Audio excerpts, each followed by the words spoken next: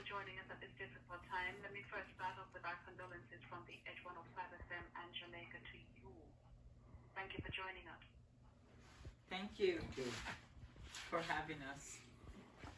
How could we not have you? You know, we this one was low flying. Not many people paying attention to it, and we thought, especially my producer Patrice, this one really rested heavily on her heart, and we said we had to have you today. So thank you again for joining us. You buried your son last Thursday. How the family been coping since his murder? It is hard, as you know, when you lose someone you love, especially your first son. For me, bigger brother for my sons, baby father for his spouse, a child for his mama, nephew, uncles, neighbors, and even best friend for others. This is not easy to remember all that he had gone through, even into the last point or hour of his death. Tears are now our pillars, just thinking what he must have gone through. We definitely cannot cope. We are only trying. And at least trying to just eat the little that we can to bolster the strength that we can have to continue the fight. We cannot only imagine. We just cannot imagine. Conrad, can you tell us about Peter, to bring him to life for those of us who didn't know him? What did he like to do? What were his dreams? All right. I came here to help Peter actually in some construction business. He loved construction. He wanted to start his trucking company. He encouraged all of us lately. Right? His mom, myself, his brothers, even his fiancée to do this CDL. He started and he acquired the permit for the CDL. And he had only gone 1 week in his course. He wanted all of us to be a part of this trucking company. He wanted to start a partner bank with the family and friends, just even pooling $500 a week so that we can have a large enough purchasing power so that we can get loans cheaper than just traditional bank. He wants to buy houses and flip them. He started. He actually bought a house recently and was about to sell it. He wanted to start a church to motivate friends and families, educating the nation or our race at least, in the essence of where we are coming from and where we are going spiritually and freedom-wise. He started a restaurant. Myself and his mom usually do cooking on the street corners in Jamaica. And when he came up here, he started a taste of Jamaica Pit. It's on his Instagram page. It tells all. Selling Jamaican food. Mm-hmm. I'm sorry, just going to say for those persons who are joining us, speaking with Conrad Spencer. And you've given us a fabulous description. You sounded as the list could go on and on with Yes. the great achievement of your son. Romel, tell us about your friendship with Peter so we can get the understanding of what kind of man he was to his friends as well. My brothership with Peter, not even a friendship, it's a brothership. Peter was the Marcus Garvey to all of us, for our generation. The unity, his dreams, his visions. Me and him sat down and made a whole plan on freedom, how we wanted to free everybody.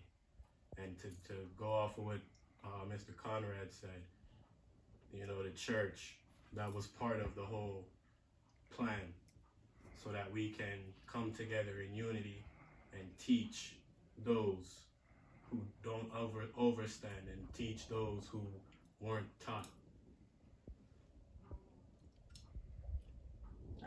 Let me come to you, Miss Isilda, Peter's mom. Yes, ma'am. This case seems to have more questions than answers. And we can only imagine how frustrating it must be for you. what have the investigators actually told you? Basically nothing. From the individual were initially detained, but no one was charged. We know very little. Have they given you any background that you can share with us other than what I've said to have this The only something that we can actually envision? the only thing that was said in the first when we went there to find out what's going on is that they said there were drugs, handgun, and they're asking me if he take drugs. I said no. The only thing he does is smoke, you know. And they're saying they guys retaliate because they were in fear of their lives. That's all that was being said at the time, and I tell them I will not accept that because that is not my child. He's not like that. So that's all. Nothing. They just said they're investigating. They can't tell us anything more, and that's just it for now. Has the Jamaican government provided any assistance to you? Well, not at this time, but we are receiving an outpouring of support. We're very appreciative of those who are supporting us, which is the GoFundMe pages. We are really appreciate. I just want to say thanks to all who have helped, all who have really went beyond to really support us and to stand beside us and trying to make Peter's name go loud and viral to say we want justice. Can you say what you're calling on the authorities there to do then? What are you calling on the authorities to do? Well, we're calling on the Venango County District Attorney to complete a thorough investigation and refer to the case of his finding to the Pennsylvania Attorney General Office. We are also requesting that all forensic reports be shared with our legal team as soon as they are completed. We also believe it would be prudent of the United States Attorney General to open an investigation. That's what we're calling out on them to do. Sounds reasonable to me. You know, you want questions answered. Let me go to Romel. Romel, were there concerns? What were your concerns about Peter hanging out with that particular friend? Well, let me ask you this. You know a lot about United States history, or do you know some of the United States history? We all, I guess, around the world internationally face a similar path, eh? Right. So this has been going on for years. Emmett Till, Rodney King, the list goes on, and now Peter Spencer. So my concerns with this is he wasn't just an immigrant. He was a human being. He was a person who believed in peace and, like I said, unity. So because of that, this particular person he didn't see as a particular person. And because of that is why this hurts so much, because in our culture we don't see color. So because we don't see that, my friend was blinded to his culture and his unity. And he Can came. I ask how long Peter has been there for? He came up 2013. He migrated to America in 2013. So that's like 7-9 years. When I bought him. With you, Miss Isaiah, Peter's murder, it has been widely reported and persons are looking at it as an alleged hate or bias-related crime. What do you believe? Well, we can say anytime you have a mysterious homicide involving black and white people in America, there will eventually be reasonable suspicion that race played a factor. Unfortunately, we know very little about this situation, so it's impossible for us to say for certain what we think happened. And you mentioned black and white, and I didn't say to everyone, how many other black persons are involved in this case, in this incident? Only Peter was there as a black person. And how many other persons were there? I hear 5, I hear 4 with him. I don't really know how much for sure, because I wasn't there, so I don't really understand. When he was dropped off, I understand that there was 4 persons, but also the Sunday morning at the station, we saw a young lady. So basically, that would count for 5. That would count for 5. But he was the only black person. Yes. That was it. Yeah. That was there. Conrad, are you able to tell us how your attorney plans to move forward in this case? Well, it's not prudent for me to tell all or even, because it's nice to keep on the wraps what our lawyer is planning to do, but we want information from the police and the DA after they completed their investigation, and from that information then we can know and strategize how to move forward. Until we get those, we can't say. If not, and if not, then wow, God will tell a tale. Can I ask you, how is the mother of his unborn child doing? To be pregnant and lose the father of your baby at this point in time. I didn't ask before, and I don't want to speak without asking, how is she doing? well, she's trying her best, but sometimes it's really broken her down, like when she really need him, and she knows she have to be there all by herself because we live a good distance away. But she's trying her best to hold on. She's trying her best to really hold on, but she says she's not strong. She don't want to be strong. She just need, that support. So we all have to be here for her. Friends, family, brothers, sister, everybody just have to just jump in and to be there for her. I know we're going to continue this looking at this case a little bit later on this week here on The Edge, but I wanted to ask you, as parents, did you ever have to have a conversation with Peter?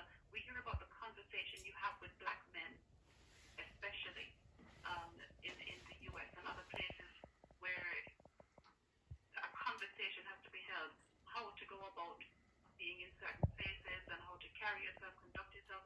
Did you ever have that conversation with him? No, because he was big enough to he know how to handle himself. This is just a small group that it's not even a group. It was an individual he was working with, a co-worker who he met.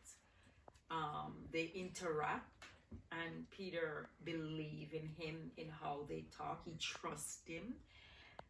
So basically, Peter out there, he drive the speed limit. He do what he has to do normally. But this friend in particular, he believed in him. That's why he trusted him enough. He was going through whatever was happening that week when things was just looking dark.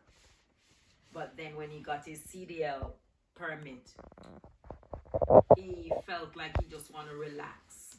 And the invitation come to him, let's hang out. So just want to relax and to hang out.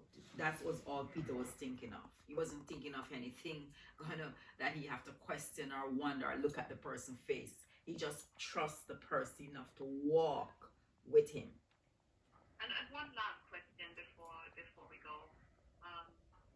You say it was a former colleague. How long has it been since they worked together? And were they still They he started working at the company. I think was it 20? I think it's a 2016 or 2017. They worked for about 2 years before Peter branched out to start doing his own thing. And they were in contact because with the Taste of Jamaica Pit, he used to be here first time like every Friday to get his food, and also we do natural juice where we don't put any additive or anything in it. So basically, yes, he was here every Friday in support to Peter business and eating and enjoying. He was in my house, sit around my table, sit around the back. So yes, he was here a lot. I want to thank you so much for sharing your time with us here in Jamaica, on the edge. And we know it's a hard time for you, but I want to thank you for helping to bring it to the fore, sharing your story with your voice. Because I think for us, when we listen and hear the mother, the father, the brother, friend sharing, and we realize that at any moment in time, for anyone, wherever we go, things can change suddenly. Yep. I want to congratulate you on how you're reacting and responding and saying, we want to do this by the book. So let us work together and sort it out and hear what the stories are. And that's the key. We need to get to the point where we're hearing what is the story. Yep. So as you say, we're watching the investigation, and later on this week, here on the edge, your attorney will be joining us. Sorry, not your attorney, but we will have persons from the community and joining us who have an interest in this case, who are saying that they want to see justice come through and hear the background details. I want to thank you so very much, Spencer family. Father of Peter Spencer, Conrad Spencer. Thank you. We have Mother Yvette Spencer, and I'm just looking for your surname. I still the Spencer. I'm sorry, I still the. Thank you so very much. I still the Spencer Hunter and friend Romel, our live guest today, home run on the edge. Thank you so much for sharing your time with us. Thank you.